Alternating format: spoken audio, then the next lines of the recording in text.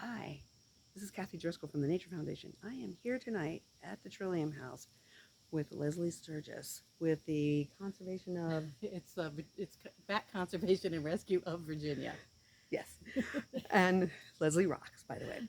And we are hoping to release a juvenile long-eared northern long-eared bat that Leslie has nurtured and taken care of since we had found her here on site. So Leslie, you want to share a little bit about what you do? Sure. Okay. And we're waiting for bats, so we might stop any yes, second. I was going to say, so if you see how distracted we are, it's because we're watching a bat. There's a bat. What'd you get, Lynn? In the red. So when you see bat calls coming across, hit this little tiny button arrow. Just give it a punch, and it'll record 10 seconds. Oh, sweet. All right. Now we're going to be recording. Already have a red bat flying around, darting in and out, so they have a very distinct flight pattern.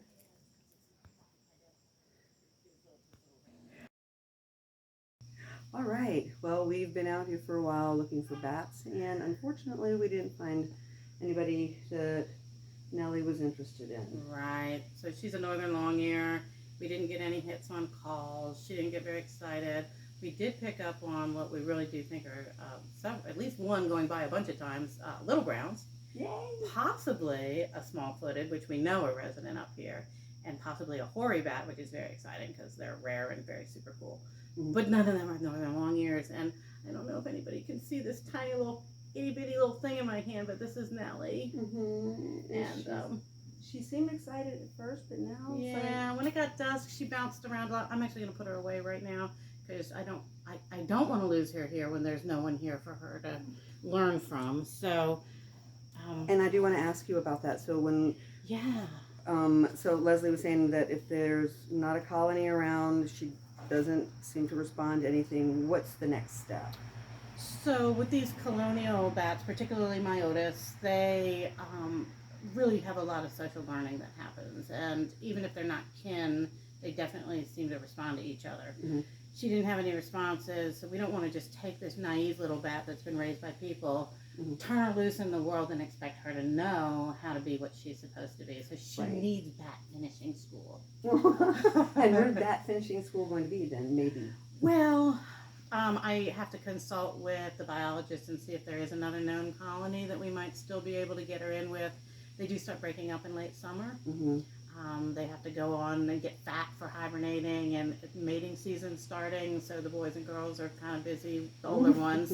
The young ones are gonna, this is the time that they learn how to be bats. So if we can't find any place for her this season, hopefully I'll get permission, we can hold her over winter, and then maybe find a spring emergence out of a hibernaculum. And that should really get her excited and get her back with her kind. So in short, if she hears a colony of the long-eared and they hear her, they just automatically flock together, and she needs a lot of them? Well, she at least needs a social structure. So she needs to be where she can hear them and know to go join them. We've experienced this with closely related Myotis species where the adults will sort of take the juveniles under their wings, so to say, but they are very accepting of these hand-reared bats that we've released into colonies, and they seem to do fine. We see them later running around being bats. Well, that's good news. We were hoping that Nelly was going to be back here. Yeah, I was really hopeful because to find a juvenile means there's a reproducing colony, and unfortunately without actually knowing their location we can't. It's not right here. Yeah, it's not right. Maybe they were here and they left last week. Who knows? We'll find out next time. Thank you for having us out here. We appreciate it. Thank you. Oh my God, we saved a bat. Woohoo!